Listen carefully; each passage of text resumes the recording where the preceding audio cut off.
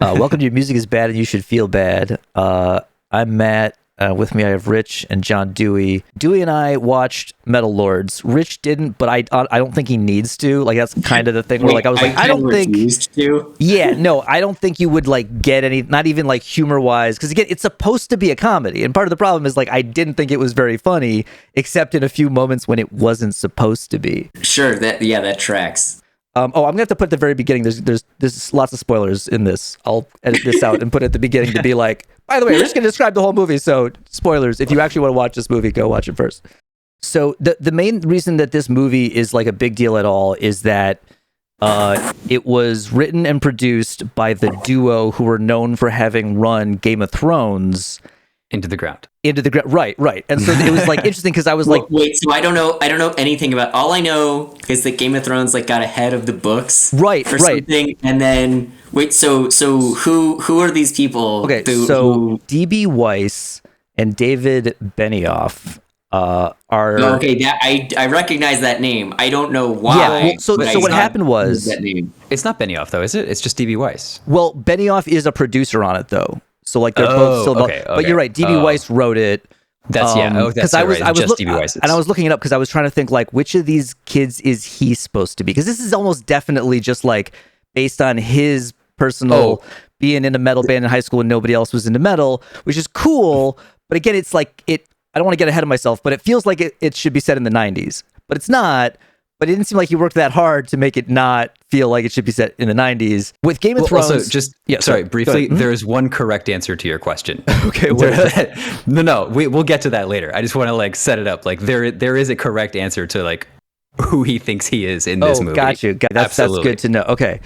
With Game of Thrones, it's based on books, and like clearly when you're adapting a book like that, I'm sure there's still some skills that are like useful. Like I'm not saying that they're bad at their jobs entirely, but like once they ran out of book, because there was a lot of great dialogue, I'm sure they were able to like directly insert, and all the kind of like character arcs were kind of set up to a point, and then they had like notes on it from George R.R. Martin, but like still hasn't finished, and he may never finish the books.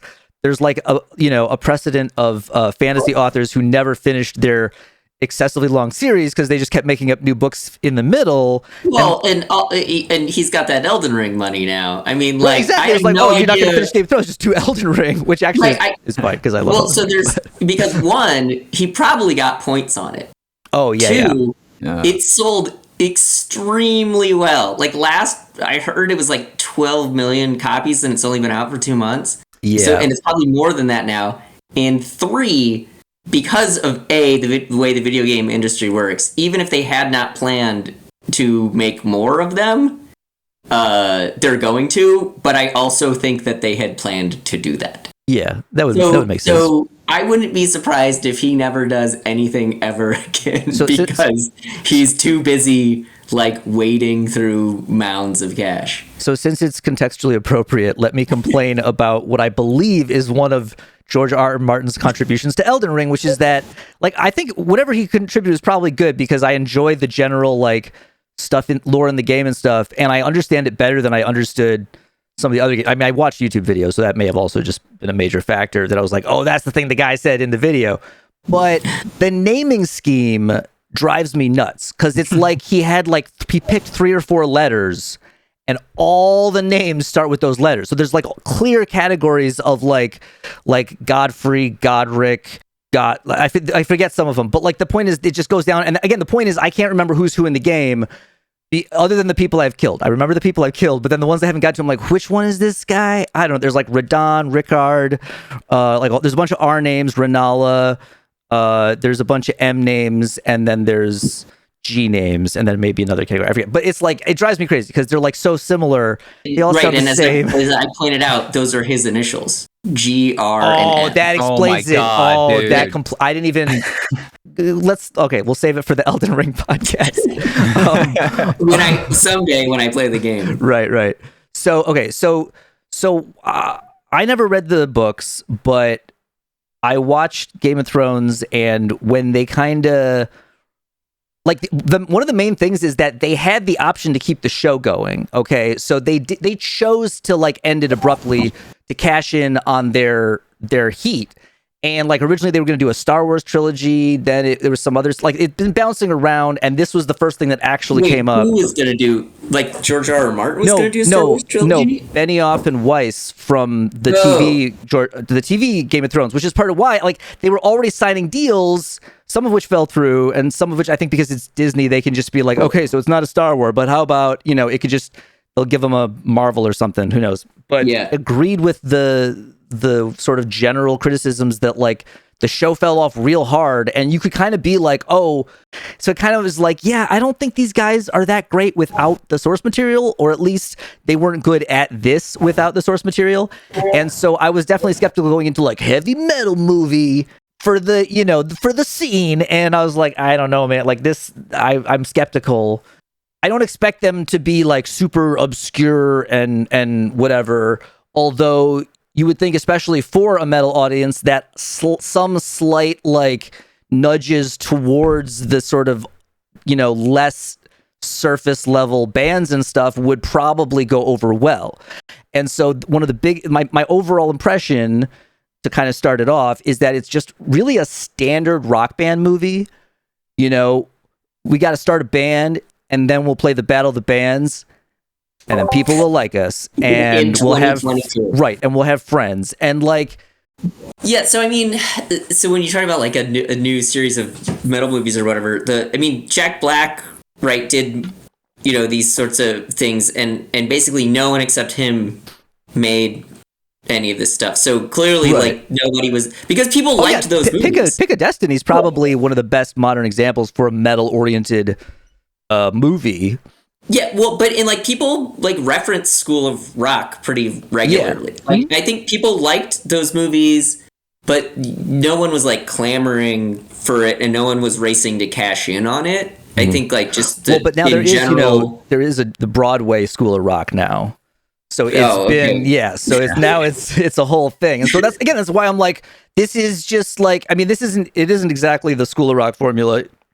It's far more of the Battle of the Bands, Bill and Ted minus the time travel. Although again, we're going to get back to why it constantly feels like it's the 90s to me in this movie. It's definitely not. Like there's definitely like a MacBook. There's definitely modern, like it's clearly set now, but like they never mention a band from later than like the mid to late 90s.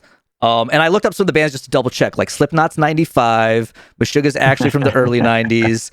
And like, there may have been one or two things used in the soundtrack that were a little later, but again, at least I will say, at least they mentioned Meshuggah. There were some good, and Emperor. There were some Meshuggah's good a band call-outs. that is currently active. Right. Well, and the thing is, correct. They're from the. I think they actually formed in '89. Oh yeah, that's probably I don't know what the original. They didn't actually. Or maybe even earlier, but they didn't release anything until Contradictions collapsed. But now, that's why it's not even that big a deal now. It's like, okay, I am glad you mentioned Meshuggah. I'm not going to not give you credit for mentioning Meshuggah. He even wears a T-shirt. He puts one of the songs on the list of songs to learn. Although that is also one of my biggest complaints, is that if in the first act you show me a list of songs and New Millennium Cyanide Christ is on there, and in the third act, according to Chekhov, they're supposed to play New Millennium Cyanide Christ, and they never played.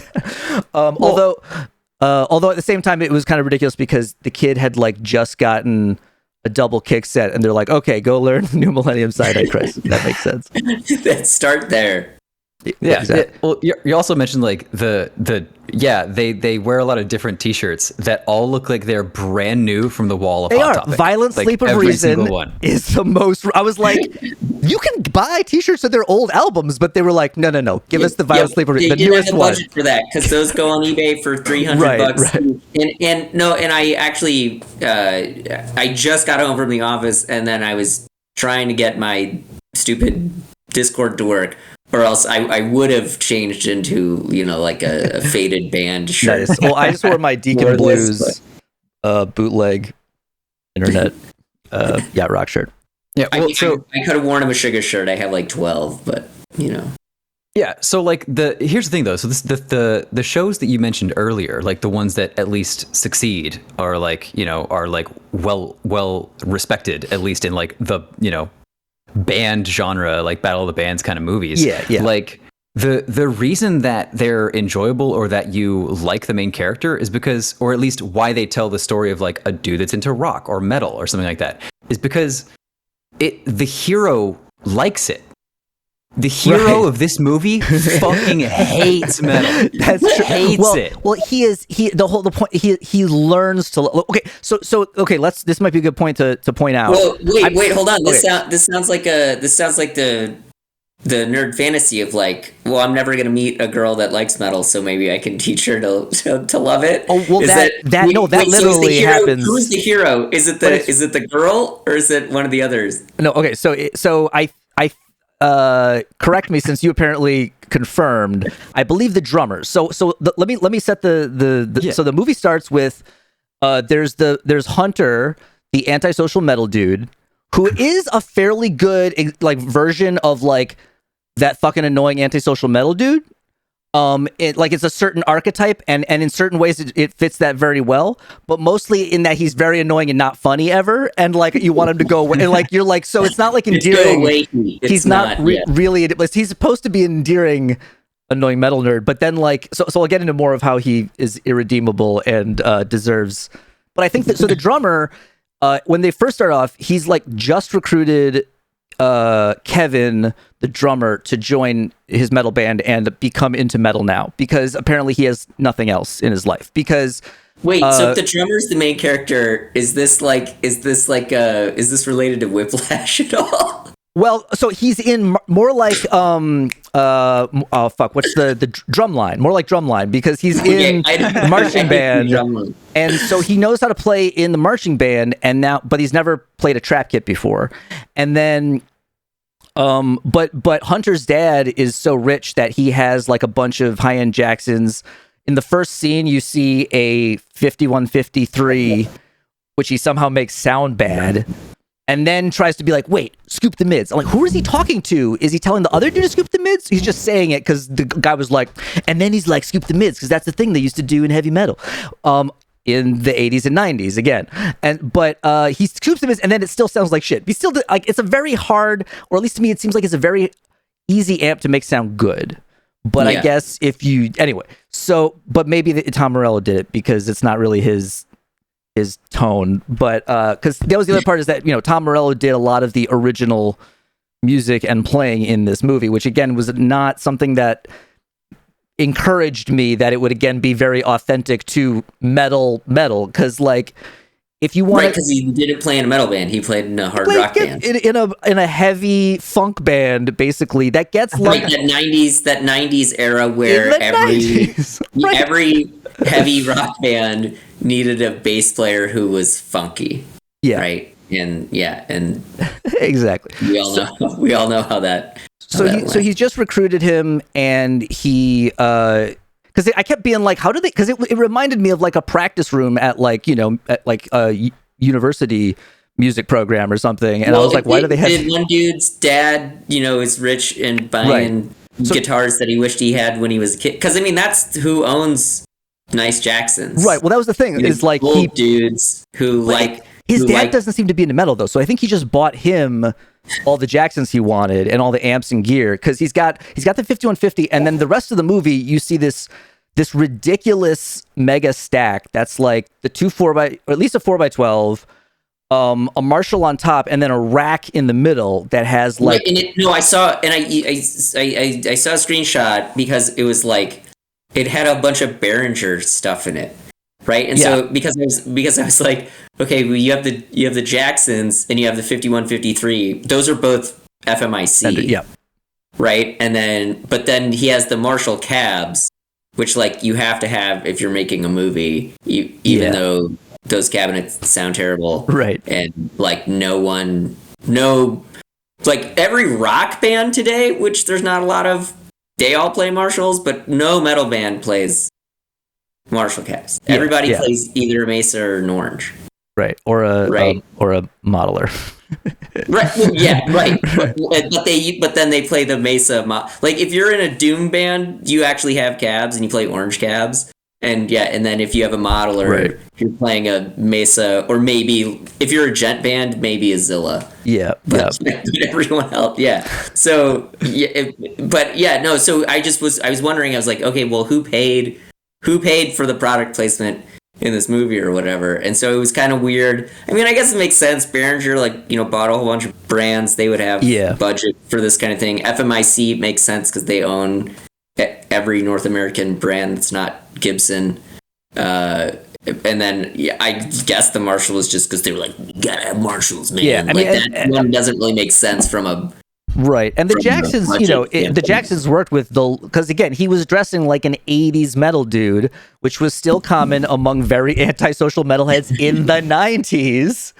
And he hates his dad, which is appropriate. But at some point, like halfway through the movie, I'm like, yo, they got to give us more reason for him to hate his dad because he has so much gear. Yeah, your dad bought you all this gear. Why do you some of it might not have even been like paid spots because he might have just had it in the script or something, because there's a gem at the end. Like I think some of it might have been the writer's own, like, oh, you can use my guitar and put it in the movie, because like at the end there's like the movie's fucking over and they're like, well, let's wrap up what happened, and then he's playing a gem and I'm like, what the fuck? Yeah. Fuck this kid. I don't get fuck yeah, this. the like slow pan up the guitar on that one section, and like you saw the handle in it. I was like, oh, fuck off, dude. Right. And it's the end. You're like, why you don't need more guitars in this movie. Like I like guitars, but like, was it an old gem? Was it like a shocking pink one or a floral, or was it like it was a white one, white and gold, and I think it had the sustainer.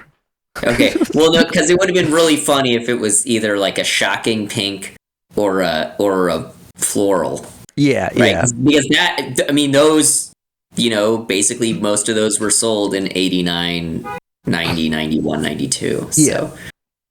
So they go to high school where nobody likes metal, and there hasn't been a battle of the bands in high years. School. Right. But high school. He claims that the last time there was a battle of the bands, a metal band won, even though nobody liked metal, which I was like, I doubt it. But whatever. Maybe it was the 80s, and maybe he just assumes that nobody liked metal, or maybe it was like nobody likes metal, but it's the 80s, so they kind of like metal. Like there's like plenty of the metal is close, and like Poison was metal to some people. This brings up the first point of why I didn't want to watch the movie. So one, I don't really watch movies in general because I just don't enjoy most of them. But then I was like, a metal movie, okay, this will like just be dumb because whatever.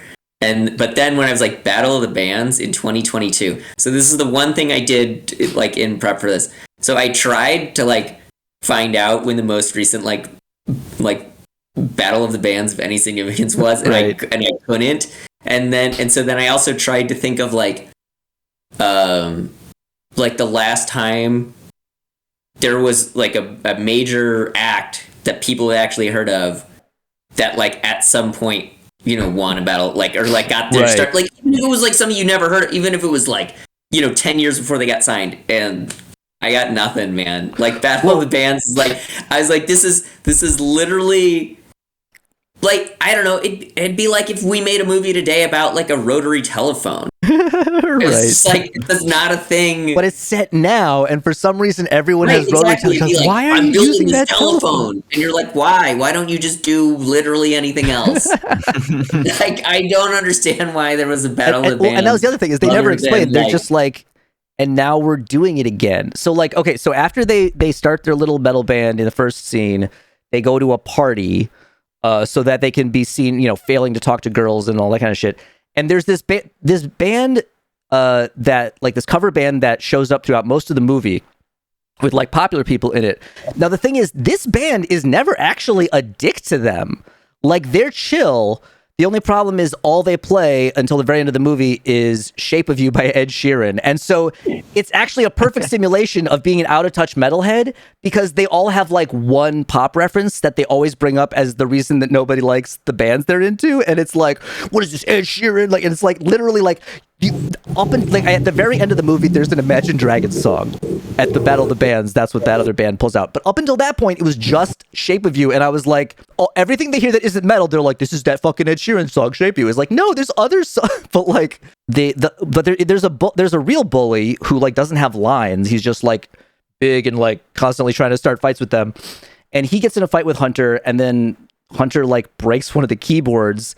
And then the band's like, hey, the guy in the band's like, hey, are you okay? And he's like, fuck you, man. I'm like, so he's like a dick. He's just like an antisocial, again, like a lot of fucking, again, this is about metal dork, but like it's trying to like, again, I don't know how the movie is trying to portray this as like, this guy's an underdog and not like the reason for his own like ostracism in the, so like, because basically, okay, let me offer a potential defense here. Right. So oftentimes when you're trying to get stuff greenlit, right, you have to like frame it in terms of other things that have been successful, or when things go for approval, right, the notes that come back are like, it needs to incorporate blah blah blah blah whatever. Okay, did Lords of Chaos do well? Did it make money? Oh, I don't know. I doubt it. Because that entire movie is about them being weird antisocial. Right. Things. Well, I don't know. That's the thing. So I would, if it made money, I could imagine them being like, the one movie that I've heard of that involved this heavy metal and made money had this guy being a dick for no reason. I don't think Lords of Chaos made money, but I do think that when he was writing it, he wanted to like, shout out to the black metal kids, because there's literally a point in the movie where the dude who's basically been dressing like a thrash guy or whatever suddenly puts on corpse paint. But to skip ahead to one part, we'll just talk about it now. When they have the inevitable falling out, right? Because a girl enters the picture. And then is that Act 2? Like they have a falling out? Right, exactly. They have a falling out, and then because I haven't seen the movie and I already understand. Right. No, again, it follows all the beats of a buddy band move comedy, and like so when they have their falling out, the drummer, who is now a good drummer, because there was a montage of him learning to play War Pigs. Which makes sense, at least, because it kind of starts off simple, but then he does play it very well by the end. Whoever's playing it played it very well. What music did they play over the montage? Did they play War Pigs? Yeah, or did they he actually played War Pigs. They played the Team America montage song. Oh no, that would be great. Yeah. But no, they were just like, and here's the montage of him getting good, which at least, again, it hit the beats, right? It's not like it doesn't function as that movie. It's just literally every one of that movie is like the same, and so you're kind of like, yup, and now they make up, and then you're like, but I don't really feel like they need whatever. So he's a good drummer now. It's like, get different band members. So he joins the popular cover band, right? And so he's with them, and they're playing "Shape of You," and he starts playing like double kicks and like not quite blast beats, but like he's and the crowd loves it. Which is kind of reasonable, because at this point, there's actually like a lot of hip hop that basically has like double kick kind of action going on. So like it's idiomatic enough. But what's interesting to me was that like, oh yeah, he like metals up the Shape of You, but he can't swing, right? Like there's no swing to it. He takes swing out of Ed Sheeran because he's like, like adding the like, I would say that justifies the part where he suddenly gets laid, because the girl just immediately, like as soon as they're like, hey, I like you, and she's like, you're a virgin, right? Do you want to not be? Like, they're like, so like he immediately gets laid, but he is a working drummer at that point. So I can't necessarily say that isn't unrealistic, because he's and that's the thing is, if you want to fuck a dude in a band, the drummer's probably going to be in the best physical shape. Right. And well, and again, and can play in any band, and if they're good, they can play. Right, he can actually. If you want to have a band dude boyfriend, the most likely one to have an income is a member of the rhythm section. Exactly. Right? So it's like you bang the bass player or the drummer. Like I said, the drummer is going to be way more fit. So the popular cover band in the fight, because Hunter's like, you guys suck, and my metal band that has 2 people in it and then started this afternoon is better than you. And the guy's like, well, all right, come to the Battle of the Bands. He's like, there's no Battle of the Bands. He's like, there is now. And he's like, thank you for the exposition. And he's like, go ask the principal to sign up. But he says fucktard, and he's like, maybe don't say fucktard though, because she's like on a Special Olympics committee. So like this movie keeps trying to be like slightly woke at the Hunter character, but he never learns. Like he's never really held accountable. They're just like, hey dude, maybe not. Is it the 90s? Because in the 90s people would just be like, oh geez, but I mean it's the 90s, what are you gonna? But now people be like, hey, that's not cool anymore. But that never like really happens. And so like the other kid meets this girl who's playing I think like clarinet in the marching band, but then when he finds her in the practice room, she's playing a cello. And he asked her to join the band. And like we talked about this before we even saw the movie, because this is one of the first things I was like, oh no, this does not look promising, because they're trying to act like it's strange for a cello to be in a metal band. Again, it would have been in the 90s, but a bunch of that has happened. A bunch of violins, a bunch of horns, all kinds of shit's been in metal bands. Lots of women in metal bands too. The range of a cello is one semitone away from the range of a 7-string electric guitar. Right. So cello is most exactly the same. Symphonic metal has like come and gone since like a movie like this would have worked. And Apocalyptica is like one of the best-selling metal acts of all time. Yeah, it's very strange. Maybe again, it probably happened, but it had probably happened in the 90s. And then the other part of it is like, she could really easily just pick up bass then, because like you understand. So like, as we said, the cello is tuned to C. It's only like a third below a regular guitar. And on top of that, when they get together and play War Pigs, she plays the vocal melody. So it's like, you clearly don't understand the concept of filling in for the bass. And they have a vocal, like, and they play it again at the end. I'm like, why are you doing this cello version of War Pigs? You got a vocalist, and she's supposed to be playing. There's still no bass. What? You still don't have a bass player. What do you do? Like, there's still no bass. You need some bass. Better get out a MacBook and program it. If it's not the 90s, I'm not sure. He asked if she can join the band. Hunter says no, and he's like, it's not because she's a girl, but none of them can name any female metal artists other than Joan Jett and Lita Ford. And it's kind of a good joke, except for the fact that, again, at the end of the day, none of them could name any other female metal artist, and it's not supposed to be the 90s. Like, again, in the 90s, but it's not the 90s. Like, there's so many. And but even then, if you're gonna name Lita Ford, like, you gotta say Doro, right? I mean, like there was a bunch that existed. That would have would have been a sign that he actually was really into metal and not if you were like, didn't know Doro, people would call you a poser. I mean, that's yeah.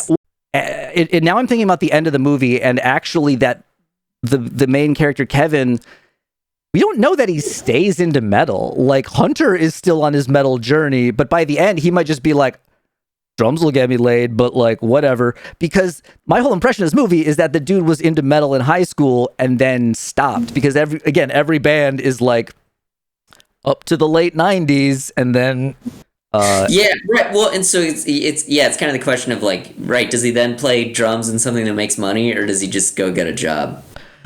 Right. Which path did he take? So it's like, right, everybody kept saying how like this movie has heart, which is like, if that's the only thing you say about a movie, I don't expect to enjoy it, because like a movie can have heart and other good qualities. That's like when you're watching a fight and the one thing that they say is, oh, this kid's got heart. That means he's losing real bad, but they haven't stopped the fight yet. Right. And he really wants it. It's like, but that's not going to matter. Literally the only backhanded compliment worse than that is if they say you have an amazing chin. It's like, you really got hit in the face a lot. Yeah. It's amazing that you're still conscious.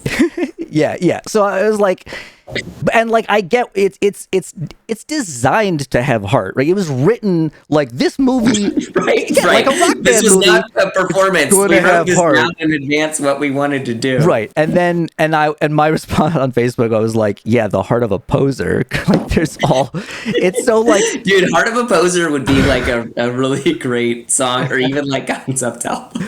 Yes. Gotta find the Heart of a Poser. That'd be great. It could be like a whole bunch of songs that sound like Disturbed or Five Finger Death Punch, or like stuff, like stuff that like this dude like thinks is really heavy, but is actually just terrible. Like Manowar hasn't already made that album though. Like, oh yeah, no, but Manowar had no commercial appeal. Thank you. Actually, it was funny because the other day I was like, oh man, I'm like, I really should learn like all of this like terrible, like not quite metal songs, like, like Papa Roach or Disturbed or stuff. I was like, this, because that would just be funny. Just to break that out to annoy people. Like, go to Guitar Center. Yeah, exactly. So I'm glad you mentioned Manowar, because Manowar reminds me. So there was one joke that like I liked in the trailer, but I felt like it didn't work as well in the movie because of like the rest of the scene. And that's when he brings the girl to join the band, and he's like not because she's a girl, but then he's like because the cello being in the band would be gay. And then there's this like cutaway to point out that metal's always been gay, which is like good that you made that joke, but the way that it landed was like it's not in the dialogue. He just kind of they just cut away. They start playing Grinder, which is a good call, and they cut away to Rob Halford. That has the most cultural externalities of being gay because people A know that Rob Halford is gay, and B the gay hooking app. Right, it is become an app. Exactly. Yeah. So go ahead. Well, and Manowar is one of the cutaways to Manowar in like one of the loincloth covers. Well, that's funny because Manowar aren't. I mean, they aren't out. Right. Whether or not they are homosexual, it's homoerotic. There are plenty. Right, they're homoerotic. It's homoerotic whether they intend it to be or not, and therefore there are plenty of metal bands that are both homoerotic and out. Right. So yeah, but I guess maybe they thought like Crocus might not be the same level of reference. Yeah. But so like the weird part to me was like then again, there's these cutaways, and the character kind of looks over his shoulder at the posters. Like they don't really dialogue it. They're just like, you got the joke. Let's just move on. And it's like, did the characters get the joke, or like, could they see what the cameras? I'm confused. Like who's, and like I could have at least used some kind of like literally him being like, that's not cool anymore, dude. Like what the fuck? Like again, is it the 90s? I'm really confused if it's the 90s or not half the time. When there aren't like MacBooks and things obviously on screen. Like that joke literally like kind of like speaks to again the entire like who is this for, like who wrote this, who's the hero, because like that joke is like it's making fun of like the metal dude, right, who like doesn't like he's being told about which he should be made Rob fun Halford, of more in this movie, but like my thing is like no, like if this movie was written as like the metal dude is the hero just trying to get people to understand like what he likes, then like it would be somebody from outside, like the fucking drummer, making like shit talking or like saying a gay joke, and then like the actual metal guy being like, bro, Rob Halford is like gay. He's been openly gay for decades. Like that's just not cool anymore. Like he'd be like propping up something like that and defending it, as opposed to the dude from outside the scene poking fun at like the metal people. That doesn't make sense to me. Even if they did have him like get called out on it, he could have like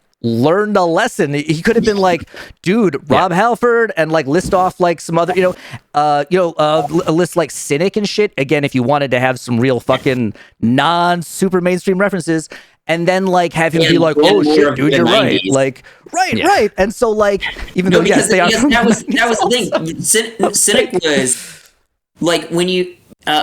Because so the American metal scene was, seemingly like more on the end of homophobic, right? And it was one of those deals where Rob Halford talks about this again in the 90s about how the American fans were too fucking obtuse to get all of the homoerotic references in their music, right? And the classic line being, "Why'd you come out now? I thought I did when I put on all the leather and spikes," right? but Cynic was one of the bands that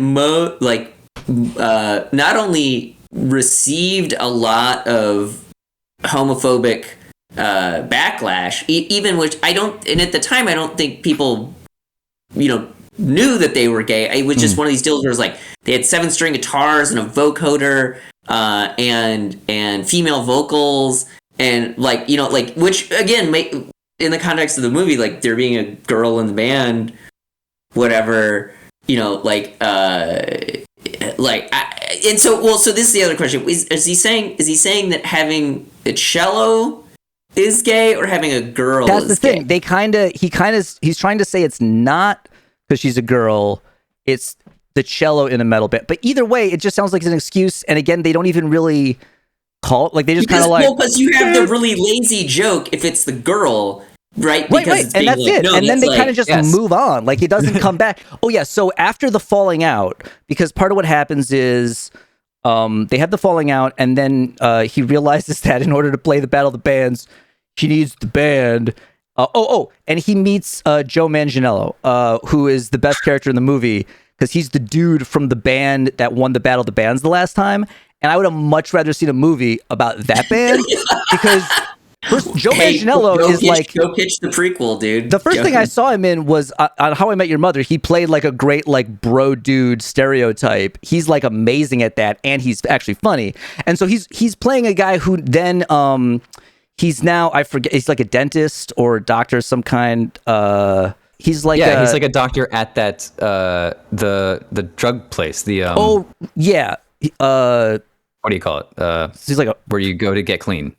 Right? at like a or he runs it. Or isn't he like the at head the of it or rehab? something? Right. Because he gets Yeah, sent he's like to the head of a rehab because of clinic. the other. Yeah. So Hunter like meets him and realizes he's the dude from that band, which again it confirms that they weren't successful because they broke up. And he was like, "What happened?" He was like, "You're a legend. What happened, bro?" And he was like, "Fucking band sucked, and they wouldn't learn the songs, and they're all fucking getting trashed, and then like."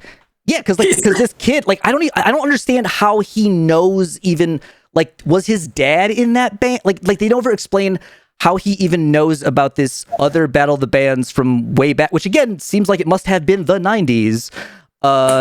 And why he worships I mean, it makes it. Sometimes you see a local band and you think they're much bigger than they are. That's kind of the vibe I got from it.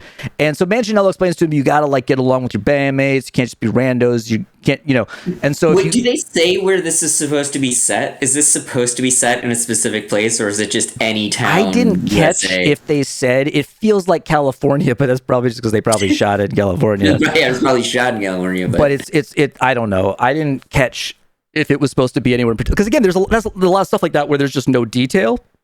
Like at the beginning of the movie, like they established that these two guys are friends because they're nerds. But up until now, they haven't been friends over metal. It's just that the one dude was like, dude, you should fucking get into metal. And that happens. The other dude's like, I'm a fucking nerd. I got nothing else to do. But I'm like, what is he into? Be like, you're that? already not in danger of discarding any social credit that you might have. And that's why I said, I was like, he must have metal literally to your D&D Warhammer. He literally has nothing to do Warcraft. and nothing to lose because he's playing in the marching band and he's a nerd, and that's all the backstory. Hunter gets set straight, and he kind of he doesn't really apologize. He like sort of does a backhanded apology that says like, and so that's why you're super metal and should be in the band. Like everything comes down to like whether or not something's metal, but like it's so forced. And you're like, at least on Metalocalypse, that was the joke, was that like, oh, that's pretty brutal. It's like, but here it seems unself-aware. It's just like, and because you're mentally unstable, and even though I provoked you and you attacked me, it's pretty metal that you're mentally unstable. It's like, wait, what? And then that sounds very Lords of Chaos to me. Right. And then because the part where like he goes and he buries his clothes. Oh shit! Oh, right? I forgot.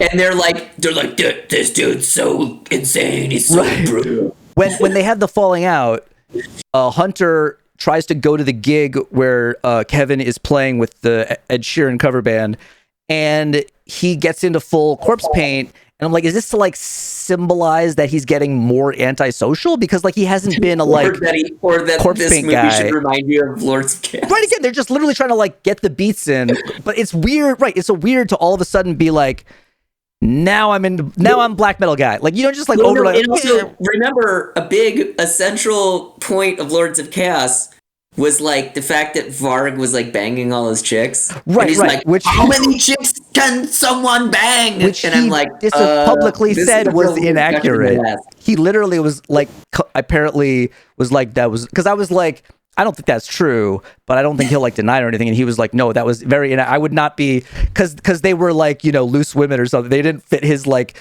they weren't like a trad wife, like that's the only right, yeah, because he's allowed to bang like, his, a total the mother of his fascist. children. Right. Like you need to be Stepford wife. Right. So he kind of half-ass apologizes. Again, doesn't really learn anything. Doesn't really be like, I shouldn't have said that your cello was gay. I shouldn't have said that there's no women allowed in metal. Like, but he doesn't say it. He's just like, it's pretty metal that you're fucked up too. So, will you accept my apology? Like, when did the apology? Like, that's what it apology? Is. Right.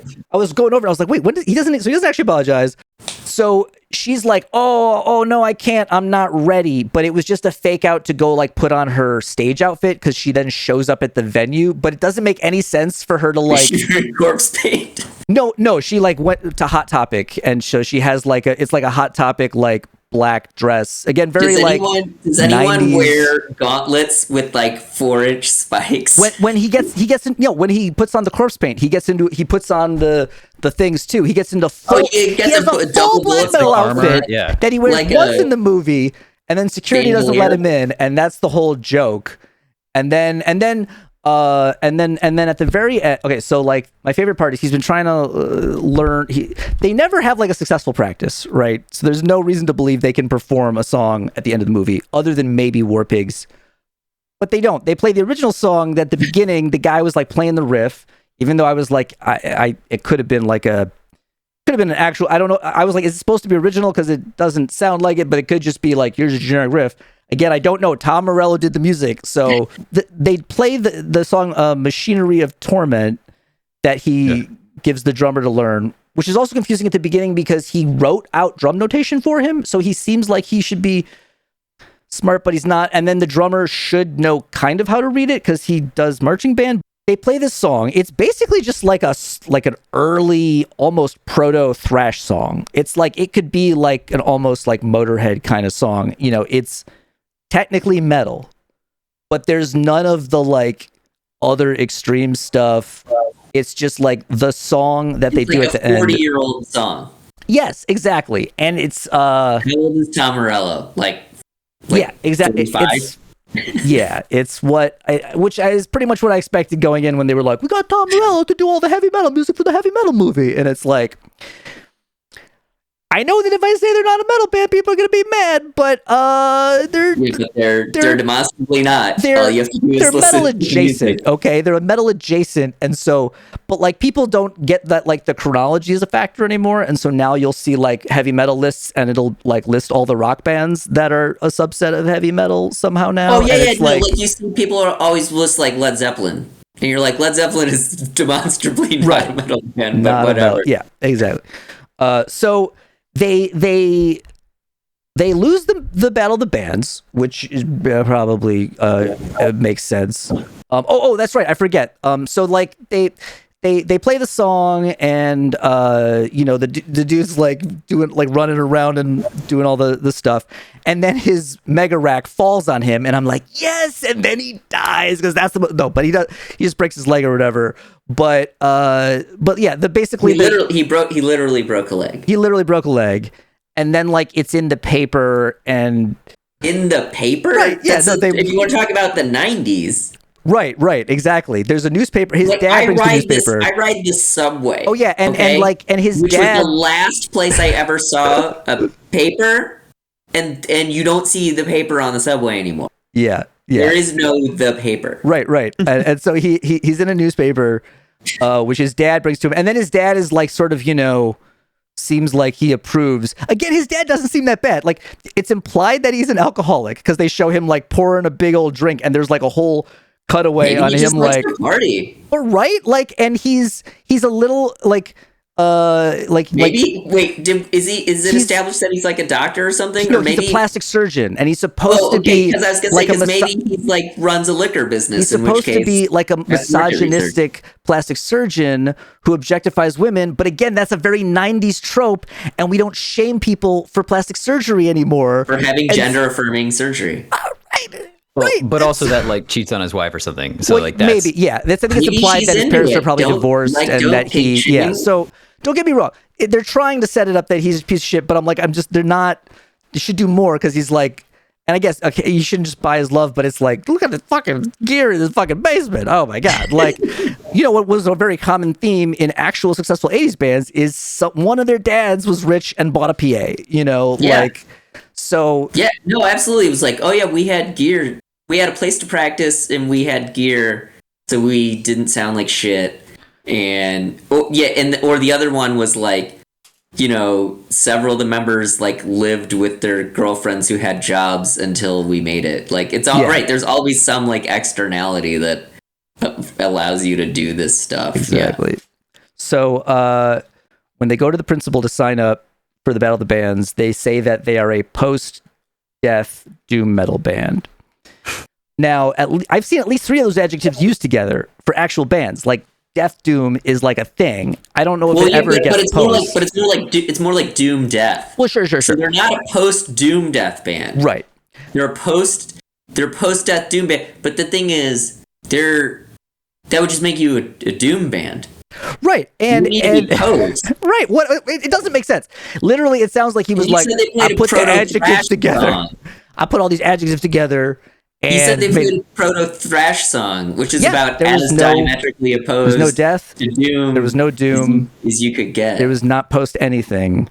I literally just sounded like he threw that again. He threw that in. You know what? Because he's a fucking poser. Maybe Tom Morello listened to After the Burial and like took the name like very literally. Yeah, maybe. But like, yeah, so I don't know. That felt like the writer was just trying to be like, but again, it's like, you know, those adjectives mean things to some people, and they never played New Millennium Cyanide Christ, not once. Okay, so I have more questions about the construction of this. Yes.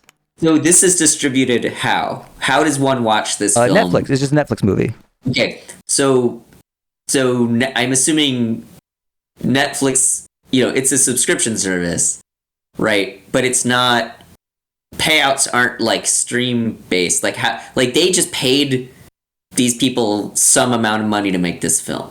Yeah. There's no back end on a box office. Right. It's and like that part of Netflix's model is they pay big up front, but there's no back. You don't get shit on the back end. Right. Okay. So, yeah, that's real weird. Yeah, so they just got it. Right. He just got a deal off of Game of Thrones, and they were like, make a movie. And he was like, I love heavy metal. And it's like, do you? I don't know, we'll see. But like, he's trying to make. So there's a really good point of comparison here, which actually I sort of thought of this earlier when you were talking about like they zoomed in on the gem or whatever and like doing the performance moves and stuff. But now I realize it's also applicable to the origin of both of these things, which is the Heaney Boys, right? Which was essentially their dad was into heavy metal and was like, "You guys should have metal band." He's dressed like a Heaney Boy through most of the movie. Like that's how the metal dude. No, but it's the same deal where it's like some old guy wants to be in a metal band, but can't. So these people are in a metal band. Right. This is just baffling. Okay, do we know how much they paid for this? No, but I'm sure it was a lot. I mean, look, you know, it's a movie. Like, there've been worse movies on Netflix. I've seen a lot.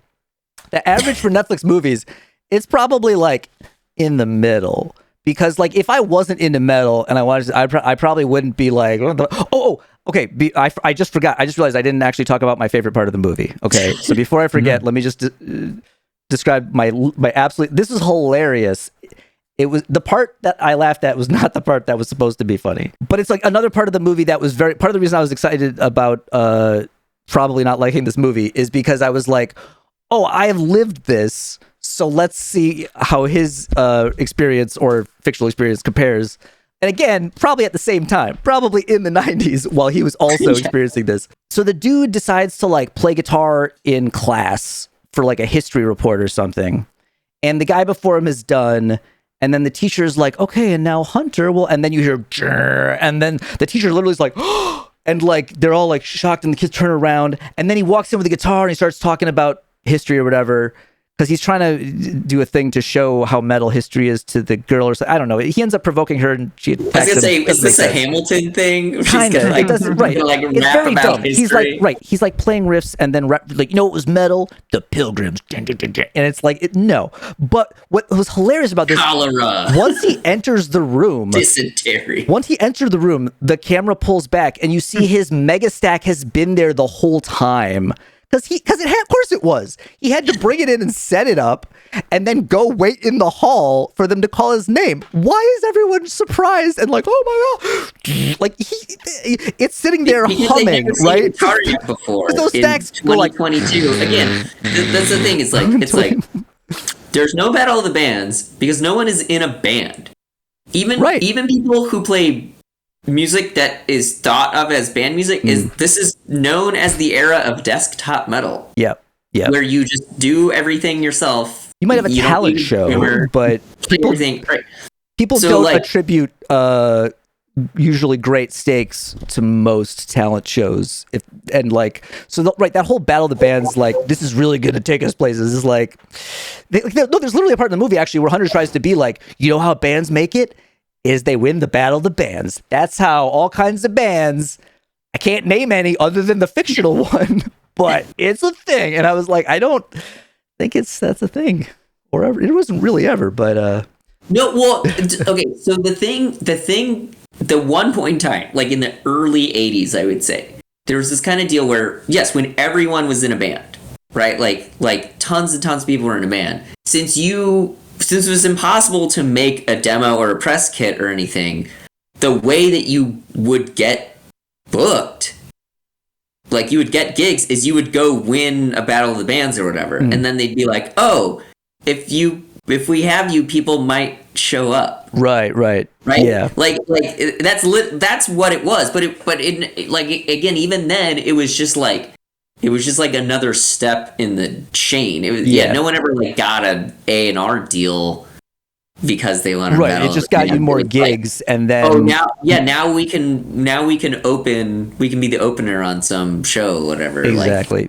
That's what you usually win. I think those kind of contests, you maybe win like the like 3 p.m. slot on the big tour. So most of them were like, we'll put you on this gig. Sometimes if they were sponsored by some gear company, it was like you would win whatever piece of gear. Yeah. Right? Like, which, I mean, I could help if you needed one of those or whatever, but it's like, yeah, I mean, it's like any other showcase gig. It doesn't pay. Yeah. Right? Like, that's what showcase means. So I had another question then. So when you're talking about it being like in the middle of the road for Netflix movies. So I don't have Netflix. I never had Netflix. What is a good Netflix movie like for? I mean, I don't know off the top of my head, because I just feel like they used to make them. They used to be original Netflix movies I would watch and be like, that was a pretty good movie. And now there's a lot of new ones where it's just like I wouldn't watch them to begin with, or there's a lot of ones where like maybe I watched something if I was super bored, or just like I did watch a particularly bad one just out of curiosity because it starred The Rock, Ryan Reynolds, and Gal Gadot. And like they all just were like playing themselves. Like it was just literally like, here's a big fat paycheck. They got The Rock. Yeah. Maybe you have to pay extra for him to actually act. Well, and there weren't a lot. Like I felt like there weren't a lot of other people in the movie because they were literally just like, we got these stars, and it was such a bad movie, and it was like a spy movie, but like very poorly. Is it called Worst Stars? It's called Red Notice, which you're almost like, yeah, no, this is real bad. It's real bad, I think the one reason I watched it is because people on Twitter were like, holy shit, how does this movie exist? It's so bad, but must have cost them so much money because these 3 people are so famous.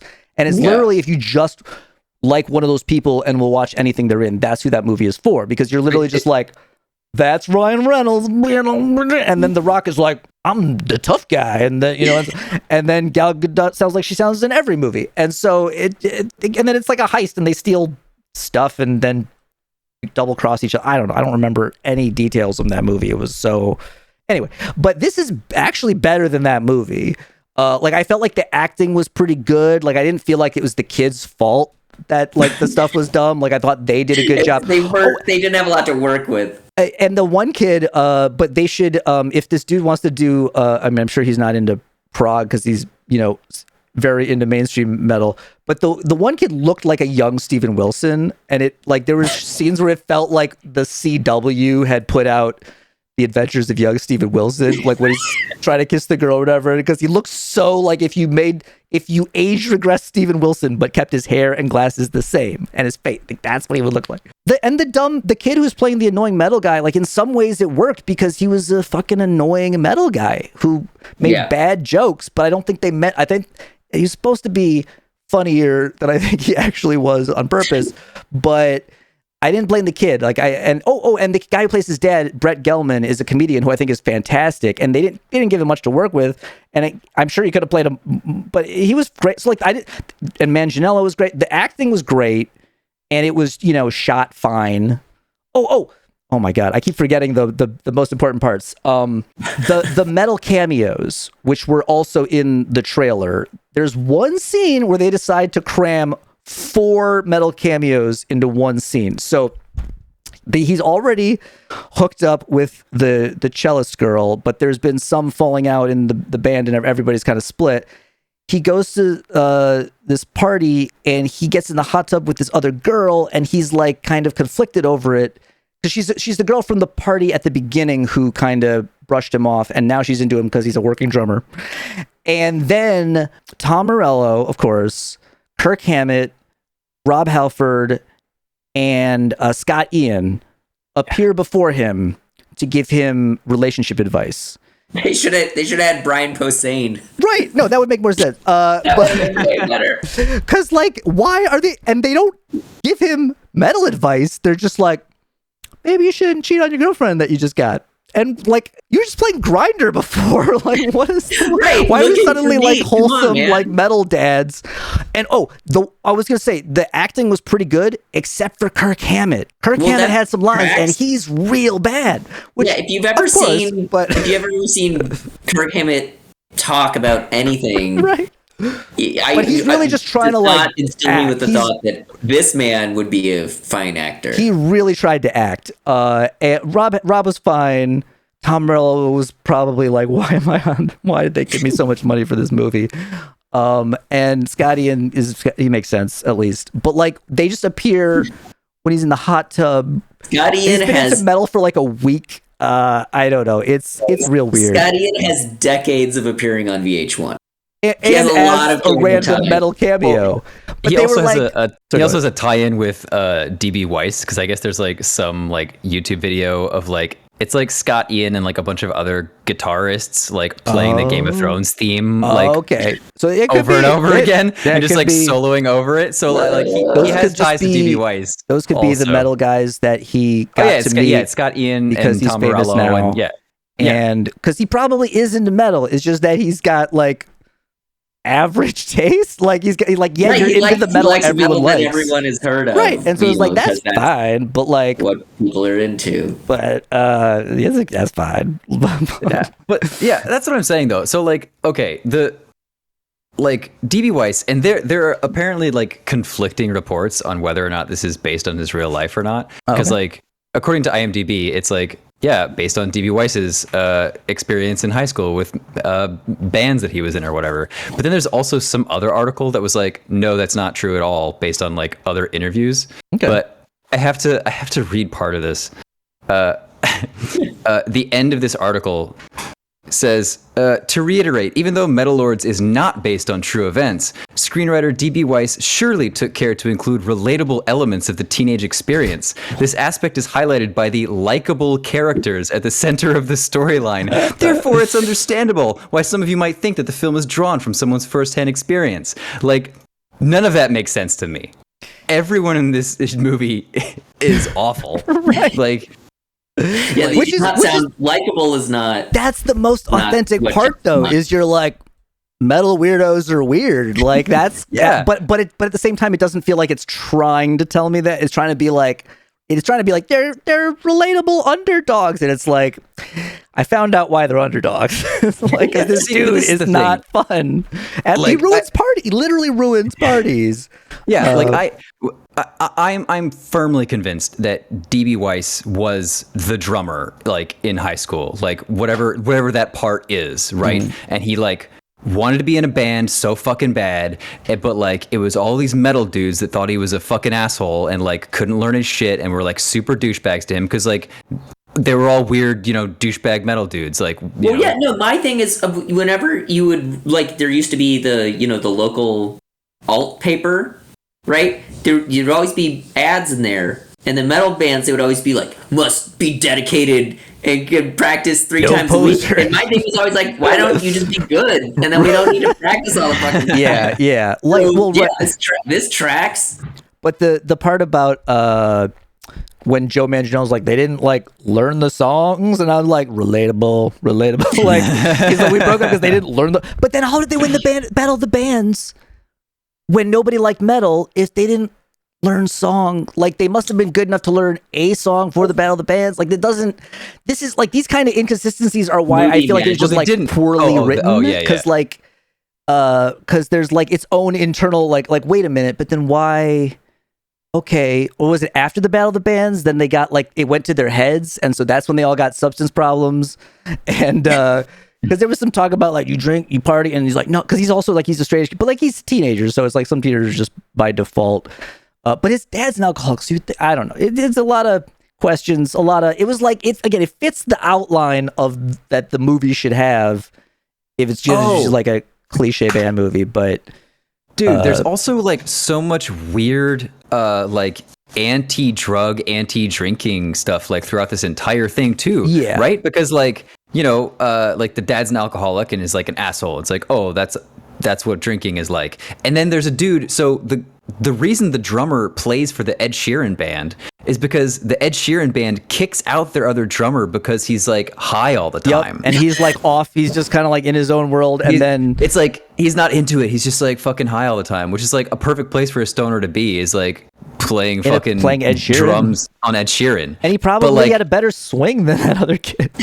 Well, and this kid, and they end up putting this kid into rehab for pot. Like, that's how you, like, this whole thing. I don't know. Okay, so then is this a DB Weiss thing, or was this like a parents' council, whatever sponsorship thing? That's what I'm saying. I think DB Weiss was a fucking nerd in high school that wasn't any good at music and wanted to be in a band so bad that now he's writing stuff about like how the people in those bands are assholes and anybody who does drugs sucks. Like, he like wanted so bad to be invited to a party where you could do drugs, but he just wasn't. Well, yeah, and maybe Hunter is like his imaginary metal hero who showed him the way. Because again, the movie is so about him being like, and now I will show you the way of the metal. Like, we get it, dude. You're really into metal, and you want him to. And like, yes, Sight of the Hammer, be my guy.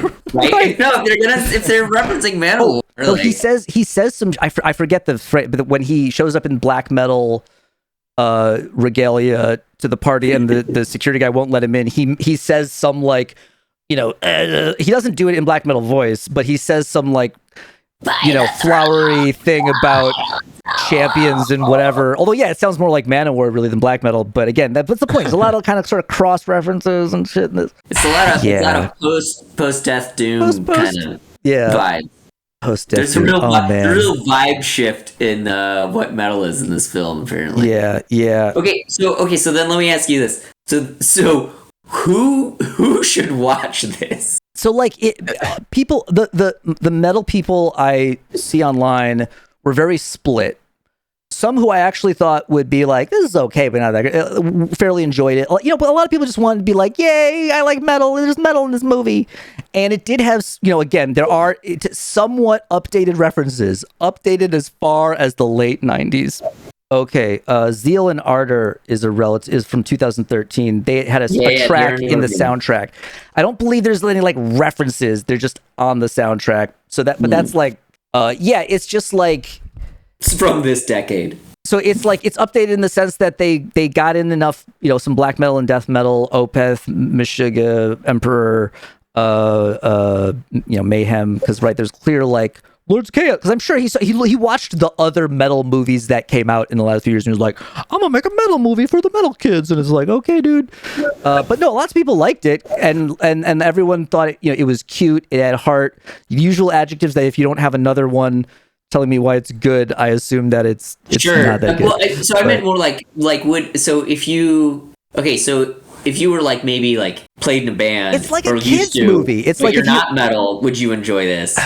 And then if you're just some rando, I think you'll enjoy it more if you're not metal, but you want to like metal. There's one point where like the bully tries to rush the stage. The bully with no name and no like discerning identity. And I don't think a lot of lines either. He's just like the big one who's like, who's like, that one's the one who's gonna assault them. He tries to rush the stage. He tries to rush the stage, and it's like misinterpreted as moshing. And then the other dude's like, yeah, dude, metal. And then they start moshing, and then they all just realize moshing is fun, which wouldn't necessarily work, because if a dude's trying to fight and he doesn't understand moshing, then people are going to punch, and then once there's like punching, it's not moshing anymore. So like, it doesn't make sense. They all just kind of like, oh yeah, we can just mosh, and then it's fun for us to get our aggression out. But like, that's what happens, and that's what like the bullies they're defeated by the power of metal, because deep inside they too have heard the call.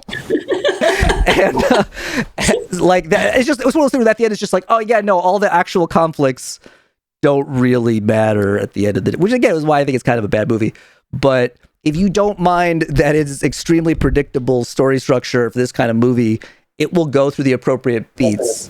How long is this? It was like 90 minutes. 90 minutes. And we paused it to like go walk our dog and at one point, and that was like, we could not believe that we were only halfway through the movie. It does feel slow because I was like gonna say, things if don't you really had said happen. anything longer than 90 minutes, I would have been like, that sounds like it's too long. Right, because they clearly had, like, they tried to cram a lot of metal/band things into the movie, some of which were good, some of which I was like, I appreciate what you were going for. Like the joke about metal being gay, like that was like well-intentioned, it just didn't land right. And then the characters didn't seem to like back it up. The characters were like, or learn anything. So, but back to that, like, just briefly, is that an instance of like somebody writing for a world that they don't actually know or know how to talk about or defend? Probably. Or is it written by someone that does know about that stuff but just sucks at writing? Oh, that's a good question. That's hard to say. But maybe both. Yeah. Because again, they're trying to be woke for the metal kids, but their last job was Game of Thrones. So like, I don't know, and they're trying to make like a very wholesome. I don't think he is familiar with how people would actually talk about it now, because I do think that the characters would have just been like, "What are you fucking talking about? It's gay. Like, what year is it? Is it the 90s?" And then like pointing out they point out Rob Halford, where he was kind of just like, "Is that Rob Halford poster kind of gay? Look at me. What about that Manowar?" Like, is he realize? I can't even tell. Like that. Yeah, that's just bad film, because I can't tell if he's realizing it. The movie just wants, like, I know the movie wants us to know it, but like you're not supposed to be like, "Thanks, movie. Thanks for pointing that out." And then like, but I don't know if the characters got it, because they kind of just go. But it definitely kind of bad writing, I think. And maybe also doesn't understand the world anymore. It feels like it should have been just set in the 90s. It should have just been set in the 90s. You can do that. People like it. Have them have it be generically 90s, and have and name some bands that aren't even out yet, or like have the wrong Meshuggah out. I don't know. Fuck that up. But like, have it be in the 90s would make more sense. I'd be more forgiving of a few like chronology errors than like, no band has come out since the year 2000. And the other thing is, whenever you do a film that's supposed to take place in a past time that some of the viewers lived through, you get all those cheap jokes about like, hey, remember this dumb thing from the... I mean, that 70s show, that was the entire premise of the series that was on for years. Yeah. It was like, hey, remember these things from the 70s? And it's like, isn't that hilarious? And you're like, no. It was on anyway. Much. Like, yeah. They probably should have just made this movie be in the 90s. Again, whole idea that there's multiple bands and that there would be a battle of them, just beyond belief for me. Yeah. I don't know. Yeah, I have no idea who this movie is for. Like, again, the first 5 minutes they show like a marching band, and my wife, who like was in like a super competitive marching band, is like, "Oh, this movie's gonna piss both of us off." And I'm like, "Yeah." Right? Like the one good thing that they actually, I think, did decently, like that we've seen in so many movies that have done it bad, is people playing like their instruments to like a track, right? Like, being recorded. Like the drummer, I think, was okay. According to the trivia, he was taught by the touring drummer for Alice Cooper, Glenn Sobel. Nice. And I'm sure somebody else recorded the like track, but like no, that worked. That was convincing. But like the cellist looked like somebody taught her what the fingerings were, and she faked it decently. Well, like, you know, like. And Hunter, the guitar player's one conflict that is like a side thing practically is that he can't play this one fast thing, which I wasn't. I think it's his song, but it wasn't clear early in the movie to me. And then Joe Manganiello like tells him to use a heavier pick, and then he can play the thing. And he's like, wah! And so that was the whole. Which the whole thing, I was like, this dude has so much money. Why doesn't he take lessons? Like, if he took, he seems like he's not very good, except for the part that he wrote drum notation. So like, it's very confusing, and like he could just take lessons, and he tries to take lessons from Joe Manganiello, his hero, who, which it makes sense, is also a like has a day job. He's at the treatment center. But like this movie's not for like metal people who actually understand these references, because the references are all like bashed over the head and like sometimes not even very good. Like they're all Halford Gay one. And some people just want to be like, remember Judas Priest? I think they used like Painkiller at one point. It was like, Painkiller? You like Painkiller? You know who else makes Painkiller? 20 years worth of metal bands that kept trying to make Painkiller. Like, put Infatuator in the movie instead. Yeah. Or any Brainstorm album. Or like, all of those bands. Yeah. Oh, man. Yeah, I don't know. This sounds real bad, and it also sounds like what happens when you give people all the money up front. Yeah. Exactly. And a contemporaneous point for A, people who don't know, or B, people who are watching this later. So Netflix stock like just collapsed, and like as in hundreds of billions of dollars of valuation gone.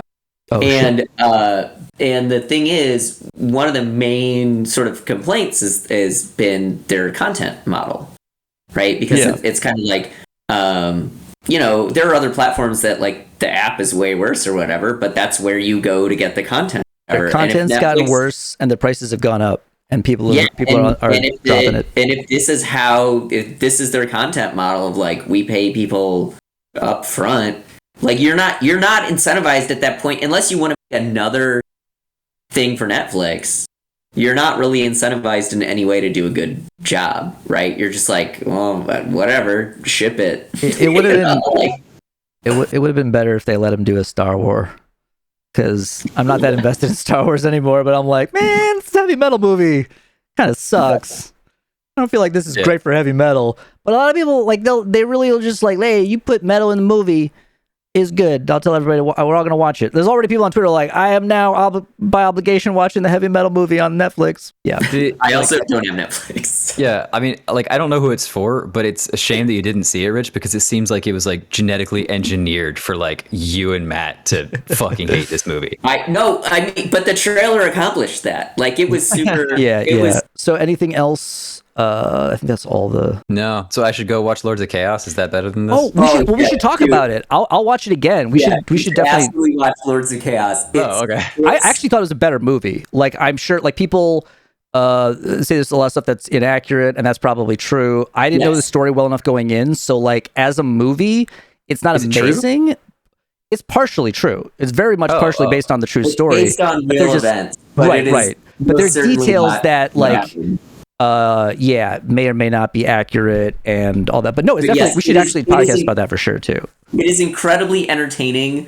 You'll see. It's very entertaining. Even if it's not entertaining in the way it was meant to be, it's very entertaining. Yeah, and we should for sure podcast about it. You see it. Well, I like briefly looked it up, but it's at least being told from people who like are in the scene, right? Right. Like, it's based on, I believe, like I think it's based on a book, which I actually meant to read at some point, and that book I think was written by maybe like Euronymous' girlfriend from the time, who's also in the movie. Oh, it's based on that. I think so. Yeah, it's based on a book. Oh, yeah. Lords of Chaos. Okay. Yeah.